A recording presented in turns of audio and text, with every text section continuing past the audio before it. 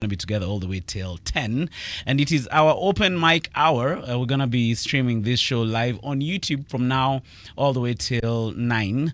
The reason I share this with you is if you watch the stream on YouTube, you can send in your comment in real time, and I think that is a very, very, very good thing, and I might read out your comment on the air, and you could just tell me where you're listening from. Remember our global frequency, www.rgk.co.ke. And today we have a special, we have two special guests in the building. Yeah. And Bashir Kamadawa, you'll do the thing, right? Okay, without further ado, let's do this. Our guests tonight are award-winning filmmakers and storytellers, Maia and Christopher King. They're the creative force behind the powerful new documentary, How to Build a Library, an 8-year film in the making that follows Wanjiru Koinange and Angela Wachuka of Book Bank as they restore Nairobi's historic libraries, reclaiming public space and reimagining how Kenyans connect with their own stories. The film premiered at Sundance 2025 and is now set to open the Nairobi Film Festival next week. Ladies and gentlemen, help us welcome Maia and Christopher. Yay! Welcome to our studios. Hi, what's up? Thanks for having us. No, karibuni sana mazi. How to Build a Library, 8 years of shooting.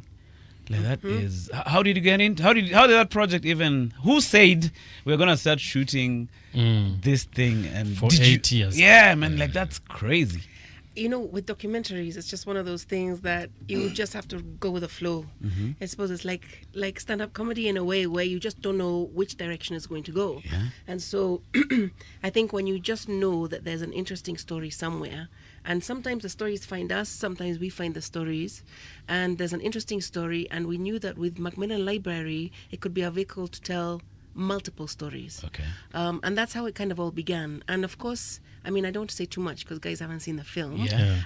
But of course, the end may not be the ending that we initially wanted. Yeah. But at the same time, to try and get that ending, we had to try and film as much as we could. Okay.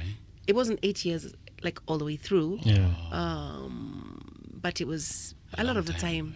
A lot of the time. Yeah. You said the story found you. I feel like all our stories find us in some way. Yeah. Yeah, we didn't set out to say, hey, let's make a film about this thing. We knew, so Shiro and Washuka, the two protagonists of the film, we knew for many years before. Maia was more active in the music scene, performing, touring. I was working in filming, and I was filming a lot for Kwani, the publishing house, who Washuka used to run for 10 years before she took on this project.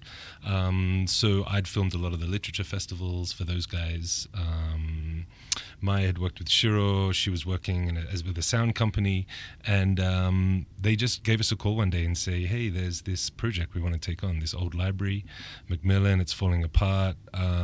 We want to revitalize it. We want to bring it back to life, make it relevant for people today. Okay. And they asked us to come along, do some filming, maybe for some promo stuff. But we filmed just one day, them around the library.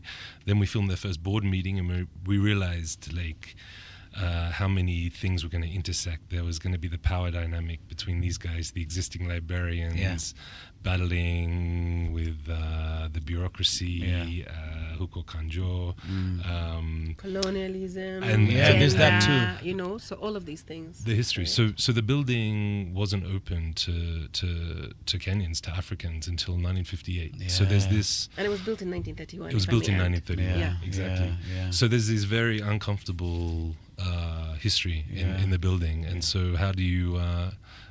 We knew it wasn't just going to be a renovation project. There was a lot more going to be happening psychologically, a lot of power dynamics, and these guys are just reclaiming the space, not just as a building, but as a community. You know, as a way to reshape a narrative. But it's a beautiful building. Like if you watch it even on the, as they were cleaning it up. Guys, please note that film. Like it's worth watching. When is it coming out? So it's going to be at NBO Film Festival for its premiere on the 16th of October. Oh, on my birthday. Happy birthday. Hey. Speaking of all things. And then 17th, it's also showing at Unseen. At 18th, Unseen Cinema. Kaloleni. Okay. Kaloleni Social Hall. All right. And then we'll kind of do like a series of screenings, theatrical and community. It'll be at Prestige Cinema from the 21st of November. So there'll be other chances if anyone misses it at the festival. Yeah. No, we'll talk a lot about when it's coming out so that people note the dates in their mind when they save the dates. But how did you get people to behave normally when their cameras are around? You know, and I feel like that's why, like Chris and I, we've been together for a long time, and I feel like we're very good at somehow being flies on the wall in spaces because it's only the two of us. Chris is on camera, me, I'm on sound, and we co-direct, co-produce. So I feel like, you know, you spend a lot of time without the camera first, just getting to know the people, getting their trust, them trusting you, and that's how we work in all our films. Okay. And I think that's why, like, we're able to kind of really go into those spaces and question them and be uncomfortable, but also share our truths that then allow other guys to share their truths. So that's how I feel like we work it. Does it take a while for them to start opening up?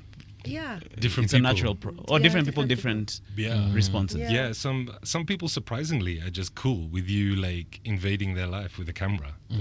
I wouldn't be cool with that. All right. Cause we wouldn't tell you there's a camera there. it's quite intrusive. Imagine a guy just here like For 8 years.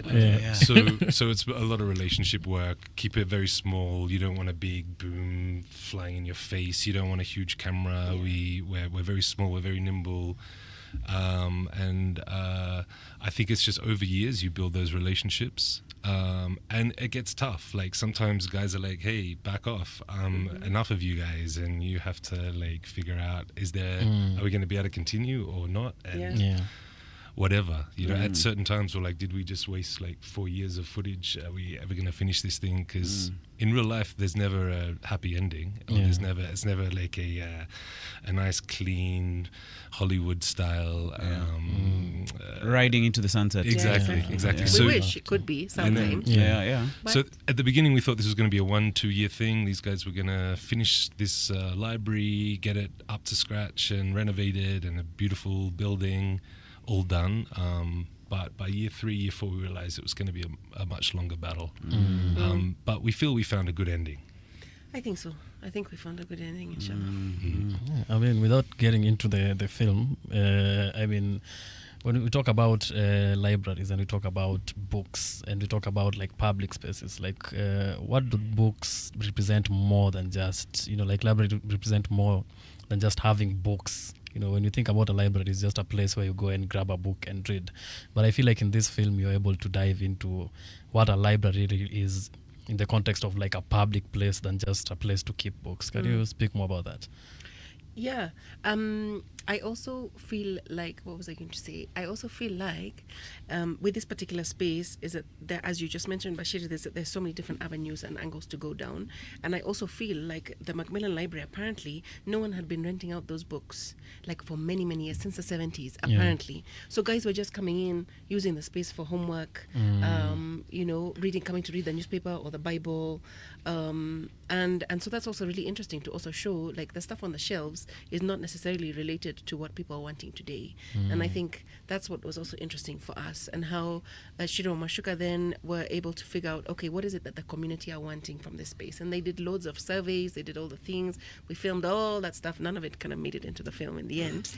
But the real question was, what is it that guys are wanting today? And I think that was important because it's not necessarily just a library for reading books. It's also a place for performance. It's a place for questioning. It's a place to be. It's a place to have those difficult conversations. And I think it's a place to decide who you are and what you value. You know, I think the people that built the library in the 30s valued a certain thing, and which is in contradiction to a lot of the things that is going on now. So someone points out in the film, all these books are by like white dudes. Why are we showing our kids? Why is this the image that we're portraying to the next generation? That's the most powerful line in the whole film, actually. So a big theme is how these guys get Kenyan authors, African authors, Shiro herself is a novelist, Washuka is a publisher, so these guys are invested in local stories for the people we want to be coming in for the library, not this kind of old, outdated mode. Yeah, I saw that part where the lady said, well, how come these photographs are here? It was the just a spoiler alert, people. The film is also really funny. Yeah, like there's some quips. Oh, nice. Especially by Washuka, like the things they say to each other, which is just hilarious. Yeah. Like there's a part where they say people are gonna call us sellouts. Yeah. You get like it's so interesting to watch. So you run Circle and Square Productions, right? How long has it been in existence? I thought you were going to ask us who's the circle and who's the square. That's always the next question. No. Changes. Thankfully, we did not ask that one. How long has it been in Yes. existence? 2008? 2009. Actually, 2009. to be very precise, according to our certificate of need. Oh, So 2009. registration. Yes. Right. But it has been I think we started maybe 2007 and then it became legitimate 2009. Okay, so it's a family business. It's indeed Strictly. a family business, and Lord help us if our kids want to go into this business. Why? Why would you say that, though? Documentary filmmaking is wonderful and it's passionate, and you have to have a lot of love for the game, but it's also very difficult. And it's very difficult because you're not only dealing with real people's lives. So as Chris says, you're also going up and down in that thing where guys are like, hey, no, today, no, turn off the mic. I don't want you guys anywhere near us. Other days we're in. Other days we're just like so over it. So there's a lot of back and forth that happens, which is completely natural. We're all humans. And then you have hundreds of hours of footage, and you're like, how do we even make this into something that's interesting? Because real life is kind of slow. Humdrum. Exactly. Humdrum, And especially libraries aren't exactly the most exciting places. But it must have been 2-3 years of editing to whittle down all this footage, turn it into a 90-minute story. Yeah, like how do you decide what goes in and what doesn't go in? Yeah, a lot of deliberation. This is where all the story gets created in the edit, because really and truly, after all those hours of footage and you're just watching it and you're trying to figure out, okay, this bit kind of maybe connects with this bit, and then maybe at this stage, maybe this might go there, but maybe not. So it is always like a puzzle that you're figuring out all the way until the end. And, and really and truly, like with documentary, the story is made in the edit. All right. Not like fiction that's kind of like you have to come up with it beforehand. Okay. So how did you decide you're going to be doing documentaries? Oh, actually, I don't even, because when we were doing music stuff, we were kind of like co-directing music videos on my side. Chris, like also lyrics wise, Chris would kind of come in and kind of help write lyrics when I was also doing more music. For your music? For my music. So Hey, Chris. also carrying a lot of sound gear at the time. I rolled a lot of cables. A lot of cables. Yeah, the things you do for love. Huh? But what was your initial question? It was how did you get into? How did you decide now we're going to be doing documentaries? Our first film, it was called The Letter. We released it 2019, just as COVID started. And for us, that was our first kind of venture down this world. I have to attribute a lot to a local film fund called Docubox, run by Judy Kibinge and Peter Mudamba and the whole team there. These guys started the first East African Film Fund in 2013. So how does that work, the fund? You basically have a one-page idea for a doc. Okay. It could be short, it could be long. I don't know. They get several hundred submissions, and then they chose that year 12 projects. That was their first year. To invite to, I guess, a workshop. And so we'd worked in the industry, like Maia said. She'd also help if I had a client or some kind. We'd do music videos for other people. We're always just working together. And then this call out for this fund came, and we'd always wanted to spend more time at the coast, kind of where Maia's dad is from, and reconnect with her family down there.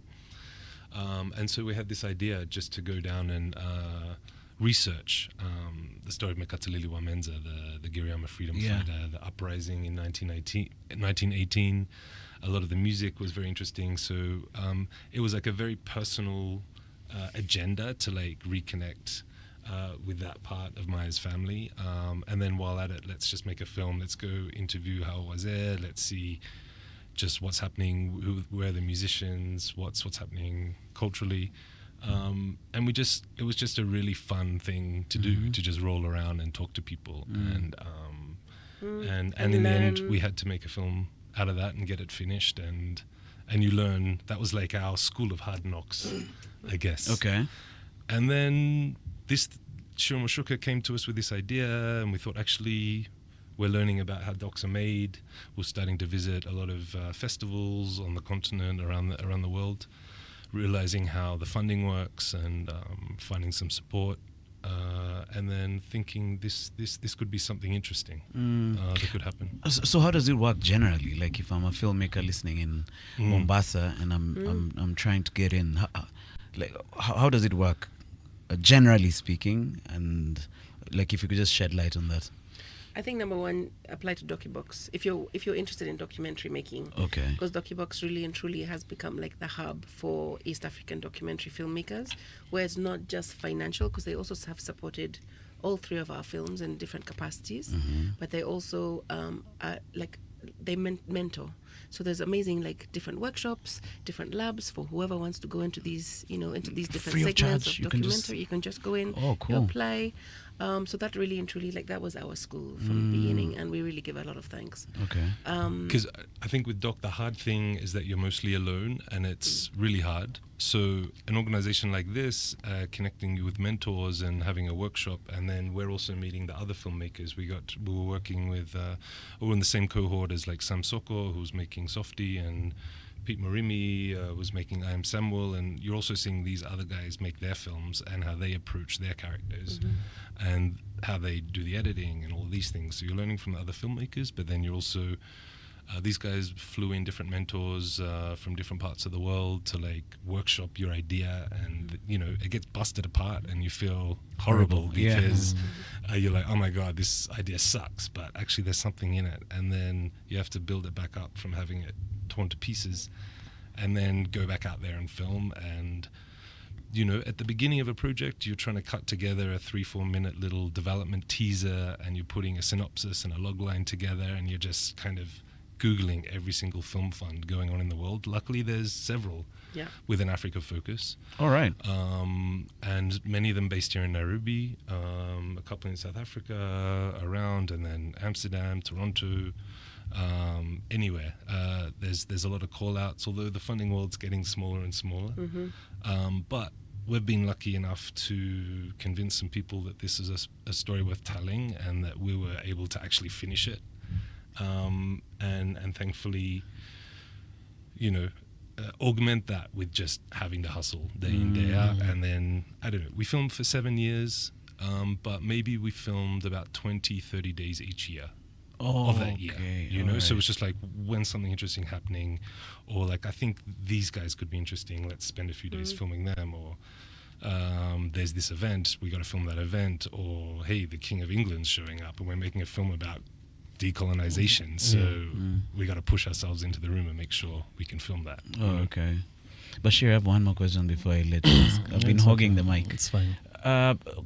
Sometimes we get funding, because I told you, Bashir and I, we also do stand-up comedy, right? So sometimes we have these guys who come and support, but we've learned really quickly that this support then mean we are rich. They give you a bunch of money, and but when you do the nitty gritty mathematics, you're like, yo, I ain't making any money. So is it the same for filmmaking? You know what? I think it really depends. I think for The Letter, it was our first one. Excuse me. And I feel like that was how it was. You were like, oh my gosh, we got $1 grant. We're like, but then actually by the time that you're spending so much time, and then you're also figuring out, getting down to Cousteau, the whole time, that diminished pretty quickly. But I feel like the second one, actually, there was a chance, there was a luck, there was a splash of luck, if I can even say that, where we were now filming our third documentary, which is now in post-production, and we were in Lamu. That's what we're filming. And we met this lady through actually our character for our third film. And our character said, there's this woman from the States. She's big deal in the film world. Shall we meet her? I was yes. Met her. She actually is one of the biggest documentary funders, and she can tap into a lot. Oh, she is? What's her number? I know, don't you want to know? I'm going to be rich after this. Then. Yeah. So I feel like we were we were at the right place at the right time, because she really came in. She loved the project. She loved now that this new project that we were working on, and she was like, sure, yeah. You know, so we definitely were opened up to a whole other world. But I'm not saying that helped all our problems. Yeah, but it gives you access. It definitely gives us access, and it got us a little bit further. And it means you can pay all your bills. And it means you can pay all your bills. At least. Yeah. And then we were kind of like really dry before we applied, before we got Sundance. And we were like, oh my gosh, what are we going to do? What are we going to do? Anyway, we sent like a rough cut through to Sundance when we were wanting to do the application to show at Sundance 2025. This was after 2 years of rejections from every kind of funding application we did, you know. But we're like, we just have to finish the film, and maybe it won't be as great as we thought, but let's just get it close. So because we edit ourselves, so it's like it costs nothing. Let's just cut this thing and get it there. So we applied to Sundance, and then we got it, which we didn't think we would get it. And all of a sudden, all the funders that we had initially asked for money were now coming back in to say, you need to finish by January. We will then help you raise that money. That's really cool. So it kind of like went in like, you know, ebbs and flows a little bit. I mean, it's not rich and famous, hell no, but it's enough. Not even that. I mean, it's such a coincidence when you talk about Docubox, because I had the privilege of hosting a short film got the screening. Oh, actually. great. Yeah, so I've watched it. It's amazing. Yeah. I got to hang out with Judy and the cast, and the crew, and filmmakers in general.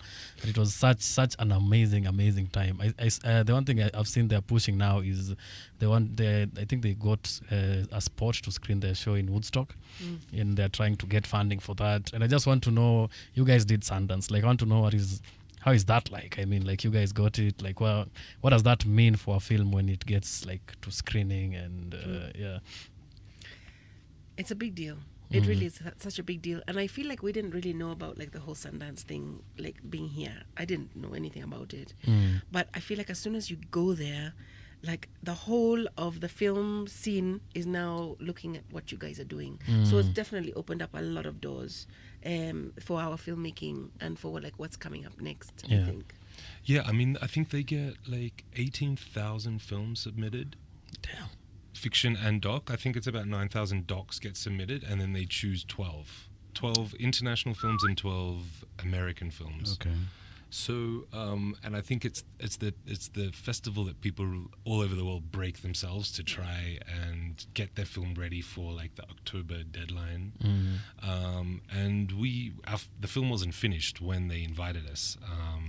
We just assumed that it wouldn't get selected. So then we had basically 2 weeks to kind of lock the edit, so that then we could do the color grading and the sound mixing.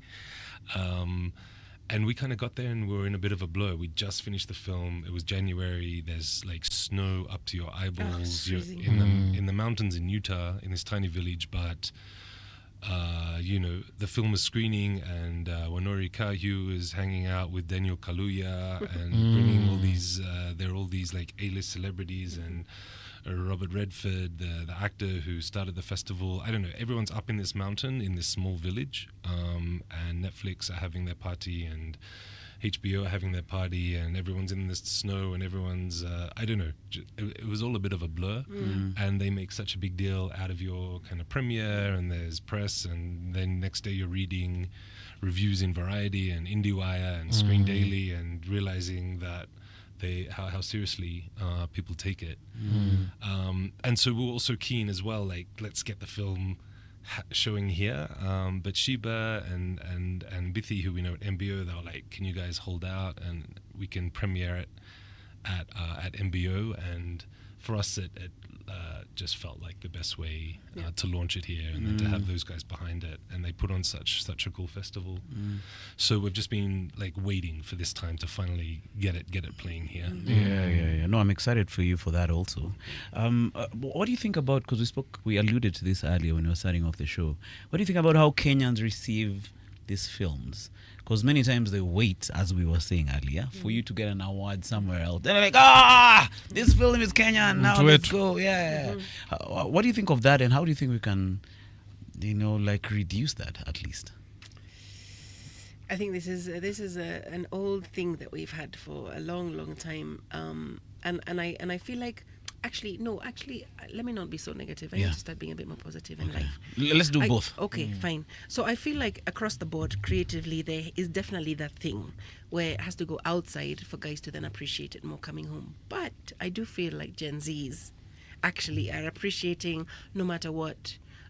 Early on, and you guys tell me otherwise if you agree with that, but I really do feel that there's a difference, there's a shift. I think definitely, yes, it's cooler if it goes out, but there's definitely an appreciation for the younger generation quicker than what it used to be, if I can say that. And I'll say that it's a very Kenyan story, and I feel like this library is like a microcosm for the country and what these women are doing and the system, and I'm just excited that the few preview screenings we've done have just felt so refreshing, because there are so many dots that we make the audience join themselves. We don't deliver everything, and it's not this kind of spoon feeding, give everyone all the information.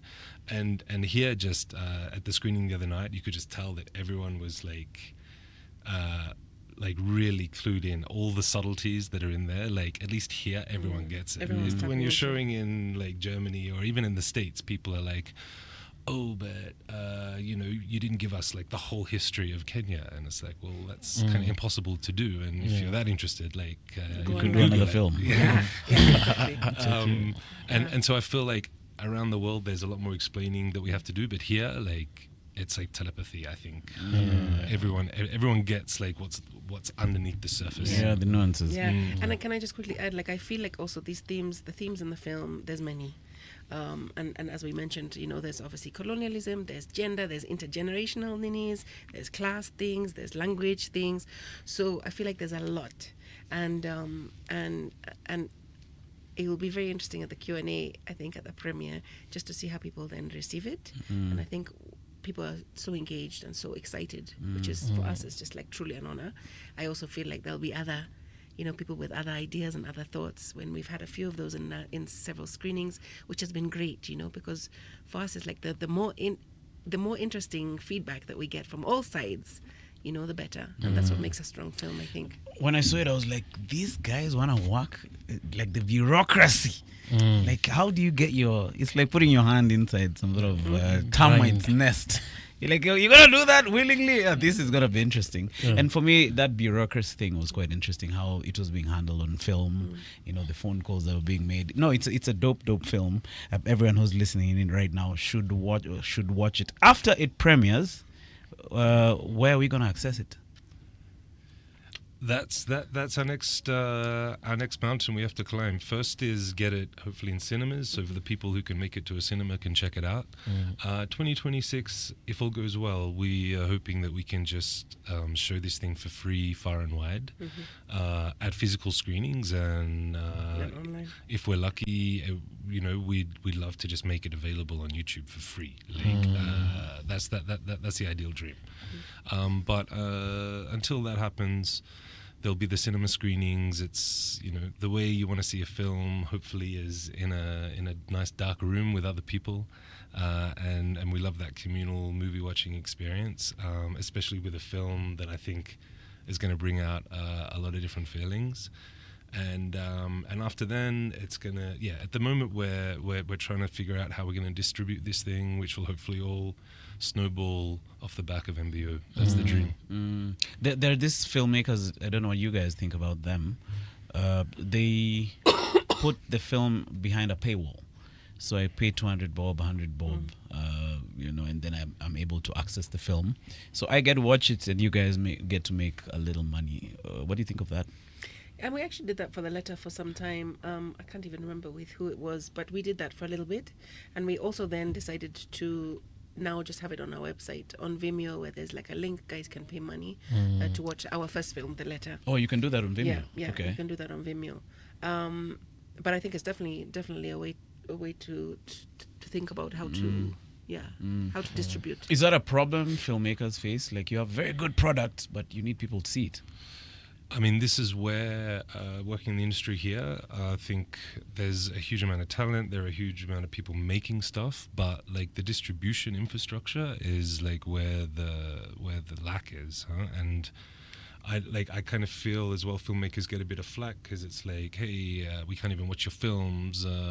What's the deal? And it's a whole different skill set.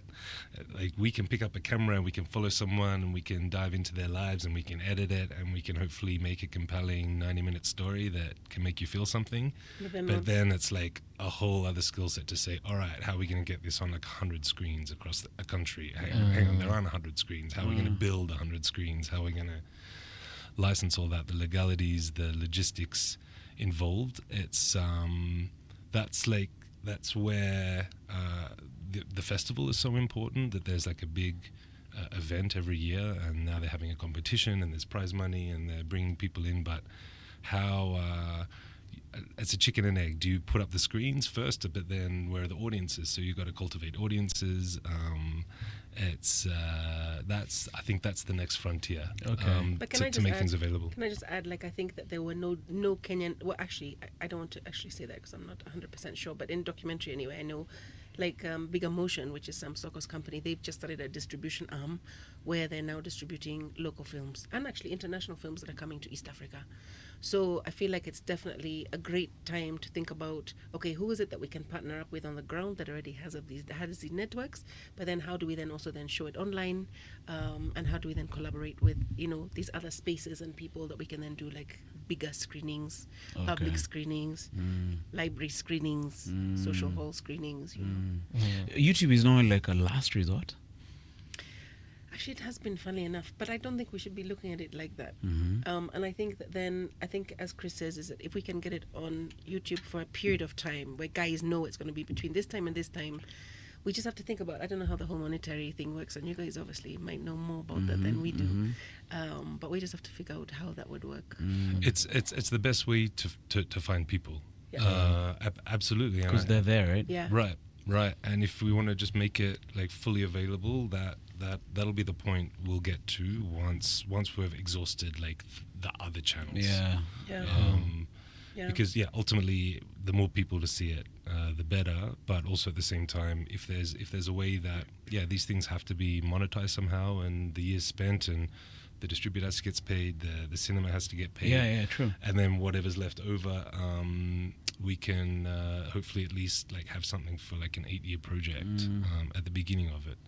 But there's a lot of things starting up, like Maia said, and I think if more people build it and there's more and more people aware of like the local films that are coming out, and people can come back every year, and hopefully even young kids are getting into films, then that just reminds me, there was that movie of like the USB stick in South America somewhere where guys were like sharing. You guys watch this in Cuba, and they were like putting the pirating all the films on a USB stick, and then the USB stick gets sold. And I think we have something quite similar here.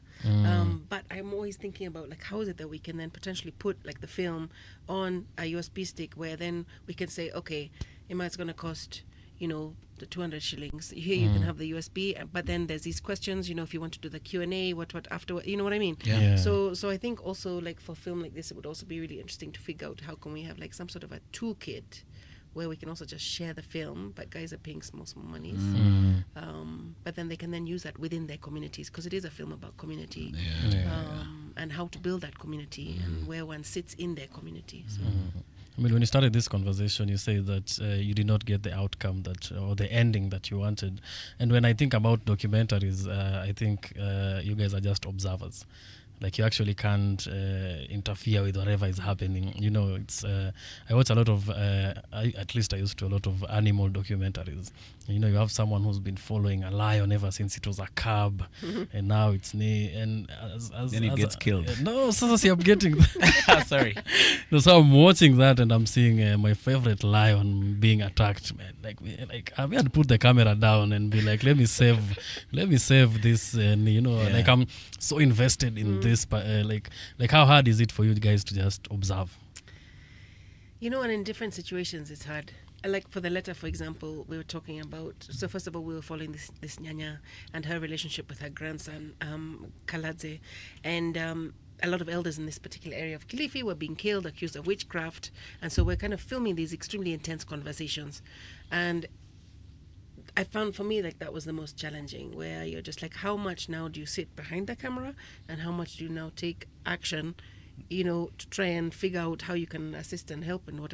Yeah. So that I found very challenging, and that was a balance every day, all the time, and I feel like we were we were respectful in a lot of the situations where we could have done otherwise. To try and figure that out. For the library film, it's different, because for us we could just be fly on the wall. There's so much stuff going on that there really wasn't at any stage where we were like, you need to step in. I feel. Yeah, and usually that ends up just kind of compromising your neutrality. Like in the library film, there's, I guess you could say, a bit of tension between, you know, these young guys coming in to change things, and then the existing librarians and older folks. But it was important to us, you know, I think we could see how different people, communication was breaking down, and there were some missteps, and we could talk to people, but our important thing was being able to capture like both sides and have the trust of like each side. So if we were to start intervening and put it on ourselves to try and solve the problems that they were having, would kind of be overstepping, I think. And then also, then we're thinking about more that than how we're going to make a film out of this. So it's like a push-pull, and you can't just be like a robot who doesn't care. You have to be like a emotional human being, and you have to engage, and you have to earn people's trust. And then you also have to let the lion die. Let the lion be chewed. Be mauled by the buffalo. With a spear. Yeah, chase those other lions. Sometimes the lion has to die. I guess. That is the story. Like that is the natural progression of the story.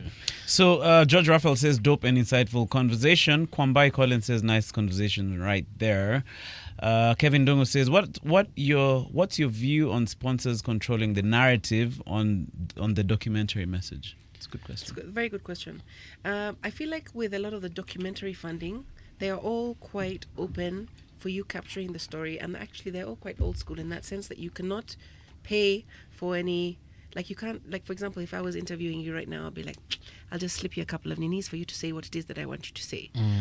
But in documentary making, you don't do that, you know, and I feel like that is a classic form of trying to get the most realist and relevant and truest story. Whether later down the line you figure out, okay, how is it that we're going to, you know, share things, balance things, do things, impactful things, that's a different conversation. But I feel like when you're in the moment and you're trying to tell the best story possible, there's none of that.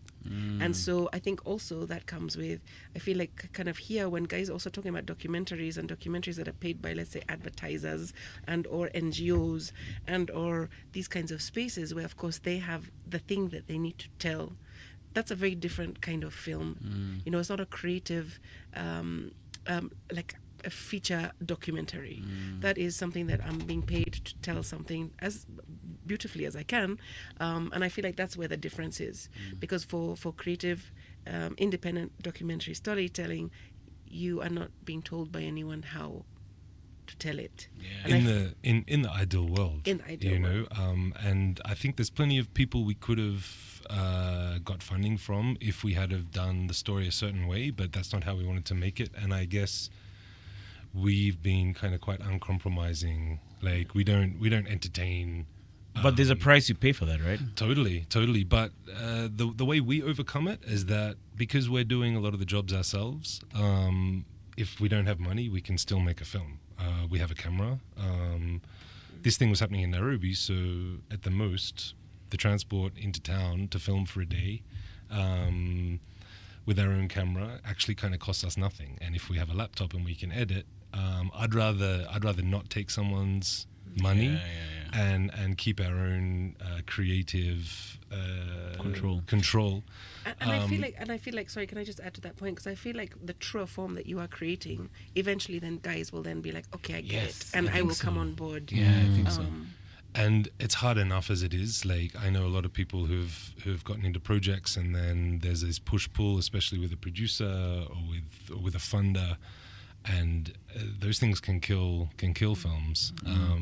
So we've been lucky enough for the support, to be able to find support from people like film funds who just believe in you, and they're like, you guys, we'll give you feedback if you want it, but we get in writing that we have editorial control on all our projects, and even with the subjects of our films. It's also very important because sometimes there might be an expectation that they're also going to tell us what they want in the film, but it's also important to us that we're acting independently and we're able to show the things the way we see it. And yeah, sometimes it's difficult, but for us, I'd rather have less money and have the control, and that's why we do this. Otherwise, I'd get a job for a big company and maybe sell paint. Yeah, exactly. Welcome to the paint selling company. So we all had to sell paint at one time. We have to sell something. About the equipment, like, did you always have your own camera? Yeah, starting from like early days with a Canon like 700D, like out of university. Like I've always been a keen photographer and cinematographer. So for me, I'm like, if I have to pay a day rate to be able to shoot something, that's just going to be boring. So I think the first objective was always get like the bare minimum of something that you can have to make your living and do your craft. So you can even start with your phone, right? Exactly. Yeah. I think phones now are perfectly equipped to tell a story. And we've done workshops with young filmmakers, and I'd say, if anything, the allure of big technology and expensive technology, especially in the film world, is very attractive. But us, we're very low tech, and we're all about like the human connection. And whether it's on a phone, whether it's on a VHS camera, whatever, we're capturing something that's real, and electricity that's happening in the room, and how the medium that you capture that on is like irrelevant. But from the film, like, the quality is really. In fact, I'm amazed it was a 2-person team. Like, that's. Are you trying to keep it authentic with keeping the team lean? Because the more the people, the more the you if you roll in with 10 people and big reflectors and boom poles, like, you're just gonna kill big cameras. You're gonna kill the all the natural vibe that was there. So our radar is up as like, where is there something interesting? How can we capture that without destroying it? So and we have to be humble. As Chris says, like, I also do feel, and I was also in this position, like, where a lot of young Kenyans are like, oh my gosh, I need to have the director, the producer, I need to have the camera person, and then 3 guys who are going to be doing street XYZ. And it's this kind of idea of this kind of very Hollywood-esque way of filmmaking. And I feel like a lot of people are kind of hindered by that. So it's just like, how is it that if you have a really great story and you just want to go out there and film it, like, what is the easiest way? And I think mobile phones, as long as you got good sound, it's not peaking, and you have a good camera, then you're good to go. What's the sound looking like for such a project? The one for the library project? For the library project, what's the sound looking like? Like what equipment? Yeah, the gear. Okay. Yeah. So I just used a Zoom H6. All right. And then I just plugged in 2 lapel mics. Most of the time we were using Sennheisers. We sometimes use the Rode mics. And that's it. And I mean, of course, like, some of the places I'm just like, terrible sound, but it's okay. It's fine. It's documentary. No, but ma'am, it sounds really awesome. I'm surprised. Yeah. And then Maia also composed the soundtrack and the score. That's her singing and co-composed with another amazing musician in the States. So yeah, the sound recording, mixing, and then we also have an amazing friend that's able to mix everything nicely for cinema. And, Okay, all right. We have around 4 minutes to the top of the hour. We're talking about how to build a library, which is premiering on 16th, right? At the Nairobi Film Film Festival. Festival on my birthday, if I should say. Which I'll be hosting. Is it open to the public? If I wanna check, if I wanna get in. I understand there are some tickets available. I think it's mostly invite only, but I'm sure there's a way to get some tickets on the website. Okay. Yeah, okay. I'm sure last minute tickets will definitely be available, and I think 17th of October also at Unseen. Those are Oh yeah, those are for that's tickets. ticketed. yeah. Their tickets are available. Yeah. Are they out already? I don't think so. Yeah, they are. Oh. The link is going around. Oh, oops. Oh, you mean as Oh, in- they're not as out in yet, They're not out yet. but they'll be available. But they'll be They'll available. be available. Yeah, And yeah. then the 18th screening at Kalolini Social Hall is free. Free for Oh, anyone who wants to okay. come. Okay, Bashir will go for that one. Yeah. Yeah, I've been invited. You haven't been invited? No, I haven't. Invite only. Oh man. Hey, But I you mean, guys are welcome. Just talk to the people, so the people. Yeah. Man. I mean, we're here with the people who made the film. Totally. Yeah. if you want a big birthday bash, then Yeah. then we got you, man. I'm We gonna got be you. there. I'm gonna be there. Do you feel like maybe I don't know if we can get all this out in 2 minutes, but we're still around. We're gonna come back after the top of the hour. Maybe we'll go into details about the film itself and other areas which we haven't covered. But in a minute, do you think some of these big companies like Netflix have become now the new gatekeepers in regard to access to films?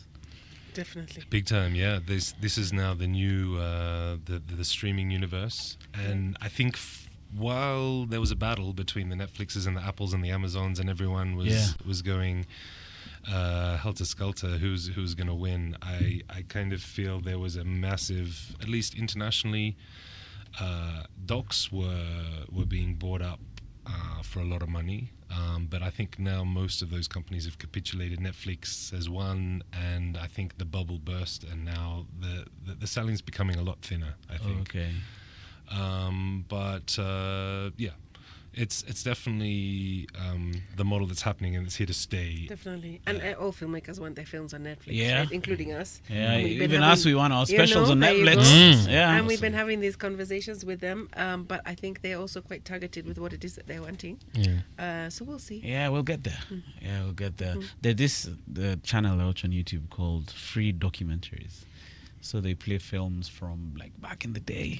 Okay, nice. Yeah. I don't know. Have you seen it? No. I don't know the You channel. haven't? I'm gonna have to see what's No, on there. I'll tell you. I'll tell you Yeah. about it when we come back. We're getting to the top of the hour. We're hanging out with Chris and Maia right here in studio, and Bashir is also in the building. Kamadawa, Yeah. the film screening host guy. I've cornered the market. Yeah, I'm you're doing hosting well. all of these film screening things. Shout out to you, brother.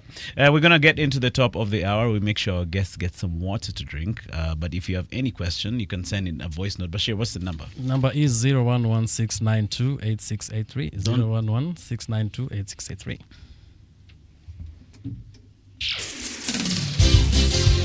It's 9 o'clock.